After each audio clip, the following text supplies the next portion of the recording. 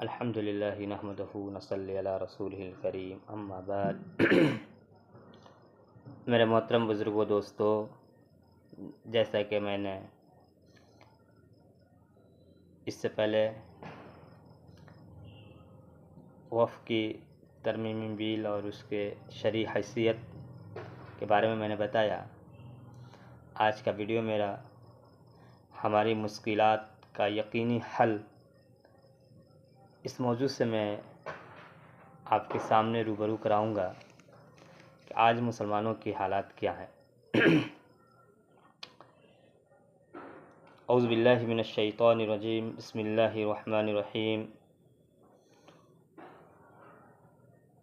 اس وقت مسلمان ہند ایک ایسے آزمائشی دور سے گزر رہے ہیں جن کی نظیر گزشتہ تاریخ میں صدیوں تک نہیں ملتی۔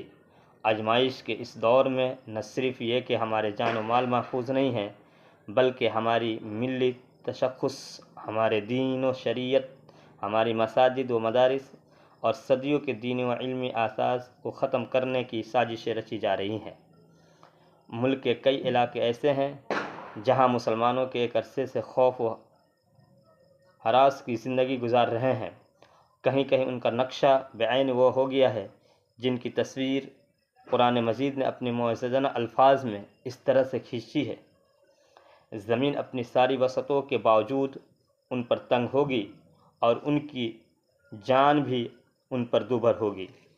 قرآن و حدیث کے ذریعے سے ان حالات کے مستقل اور دیرپا حل تلاش کیا جائے تو کرنے کے چند اہم کام سامنے آتے ہیں جنہیں اگر ہم اپنا لیں تو یہ حالات انشاءاللہ جلد ہی ہم سے دور ہو سکتے ہیں۔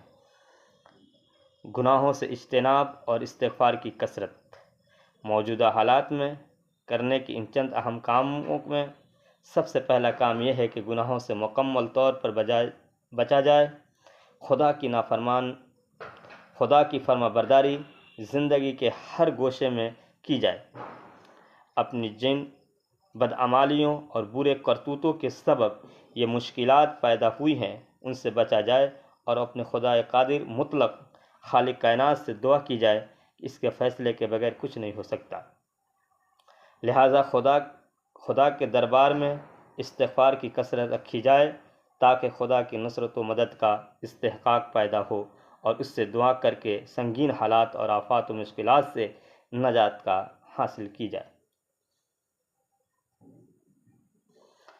حاصل یہ ہے کہ ان حالات کے ظاہری اسباب میں زیادہ سر کھپانے کی بجائے اس سرچشمے پر نظر جمائی جائے جہاں سے ان حالات کے پیدا کیے جانے کے فیصلے ہوتے ہیں۔ بے شک اللہ تعالیٰ ہی حالات کو پلٹنے کی قدرت رکھتا ہے۔ فرض نمازوں کا اہتمام اور نفلی نمازوں کی کثرت۔ مشکلات اور پریشانیوں کے حل کے لیے دوسرا کام فرض نمازوں کا اہتمام اور نفل نمازوں کی کثرت۔ حدیث شریف میں آتا ہے کہ نبی اکرم صلی اللہ علیہ وسلم کو جب بھی کوئی مشکل پیش آتی تو فوراً نماز کی طرف متوجہ ہوتے۔ رسول اکرم صلی اللہ علیہ وسلم تو ہوا تیز ہو جانے پر بھی اللہ کے عذاب سے ڈر جاتے اور نماز پڑھ کر اللہ تعالیٰ کے حضور میں گڑ گڑاتے، کہیں یہ ہوا آندھی بن کر عذاب کی شکل نہ اختیار کر لے۔ قرآن پاک میں نماز کے ذریعے مدد حاصل کرنے کا حکم دیا گیا ہے۔ ارشاد الہی ہے: اے ایمان والو، صبر اور نماز سے مدد حاصل کرو۔ صدقے کا اہتمام۔ مشکلات کو دفع کرنے میں صدقہ کرنا بھی بہت کارگر ہے۔ صدقہ خیرات کرنے سے بلائیں دور ہوتی ہیں۔ مصائب و مشکلات خواہ انفرادی ہوں یا اجتماعی، سب کو دور کرنے کے لیے صدقہ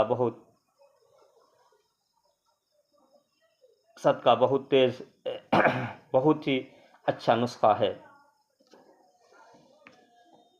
رسول اکرم صلی اللہ علیہ وسلم کا ارشاد ہے کہ بے شک صدقہ بلاؤں کو دور کرتا ہے، اس لیے مسلمانوں کو اس کی پابندی کرنی چاہیے۔ خطرناک حالات میں خاص طور پر پابندی سے زکوٰۃ ادا کرنے کے علاوہ نفلی صدقہ اور خیرات بھی کرتے رہیں۔ غریبوں محتاجوں کی مدد کریں، بیواؤں یتیموں کا سہارا بنیں۔ صدقہ خیرات حتی الامکان افقاء کے ساتھ ہونا چاہیے۔ رازداری اور اخفاء کے ساتھ صدقہ کرنا اللہ تعالیٰ کے یہاں زیادہ مقبول ہے، جیسا کہ آیت و حدیث سے معلوم ہوتا ہے۔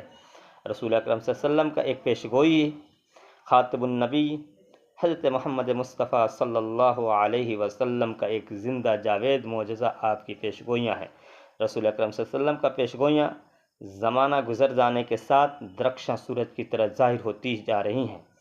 موجودہ حالات کے تعلق سے نبی اکرم صلی اللہ علیہ وسلم کی ایک پیش گوئی نقل کی جاتی ہے۔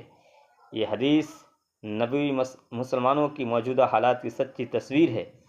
اس میں مسلمانوں کے امراض کی تشخیص بھی زبان نبوت نے کر دی ہے۔ اگر مسلمان چاہے تو اپنے امراض کا ازالہ کر کے حالات درست کر سکتے ہیں۔ دل و دماغ کی پوری توجہ کے ساتھ رسول اکرم صلی اللہ علیہ وسلم کی زبان سے نکلنے والی 1400 سال پہلے کی یہ پیش گوئی پڑھنے اور سنیں۔ حضرت ثوبان رضی اللہ عنہ کی روایت ہے کہ رسول اکرم صلی اللہ علیہ وسلم نے فرمایا، زمانہ قریب ہے جب دوسری قومیں تم پر اس طرح ٹوٹ پڑیں گی جس طرح کھانے والے اپنے پیالے پر ٹوٹتے ہیں۔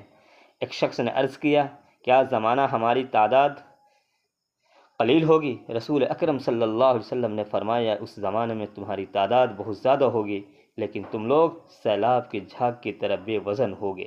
اللہ تعالیٰ تمہارے دشمنوں کے سینوں سے تمہاری ہیبت نکال دے گا اور تمہارے دلوں میں وہن ڈال دے گا۔ ایک شخص نے سوال کیا، اللہ کے رسول صلی اللہ علیہ وسلم وہن کیا چیز ہے؟ آپ صلی اللہ علیہ وسلم نے فرمایا، دنیا کی محبت اور موت کی ناپسندیدگی۔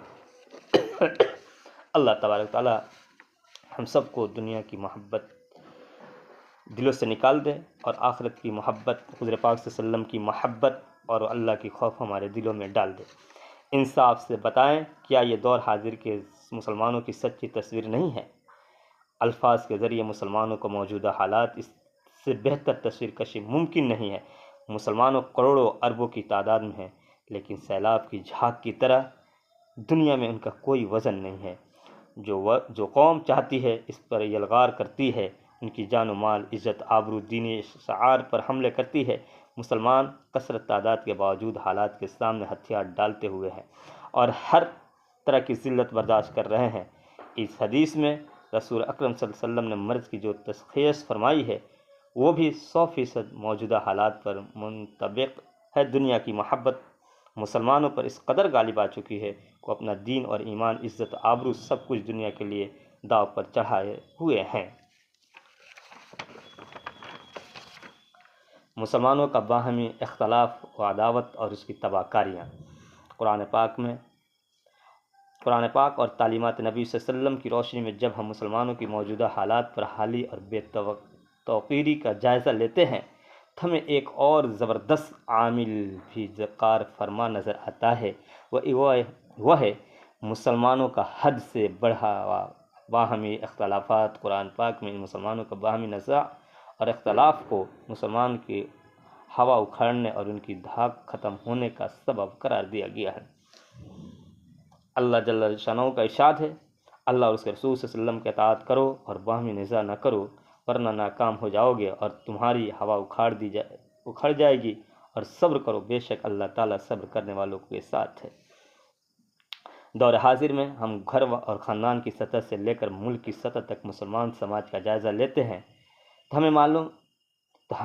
ہمیں مسلمان سماج میں سب سے نمایاں مرض باہمی عداوت، اختلافات، انتشار نظر آتا ہے۔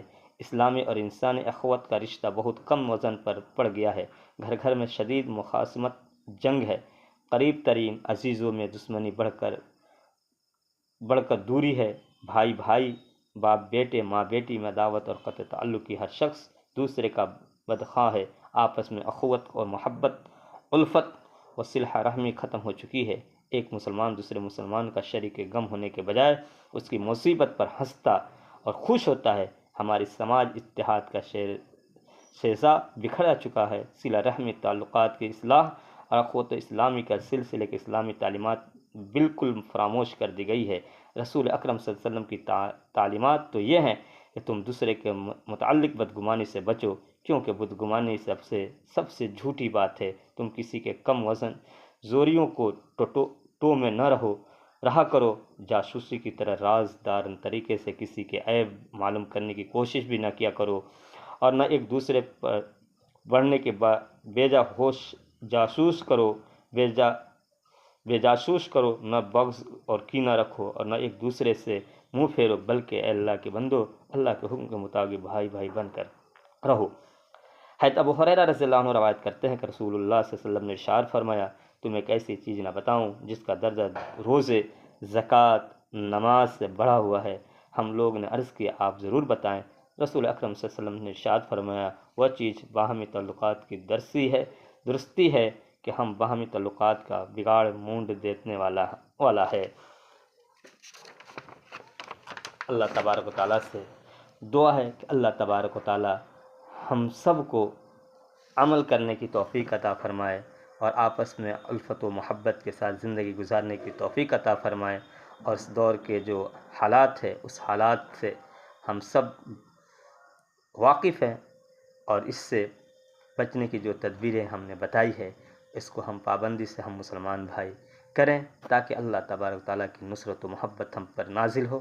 وآخر دعوانا الحمدللہ رب العالمین۔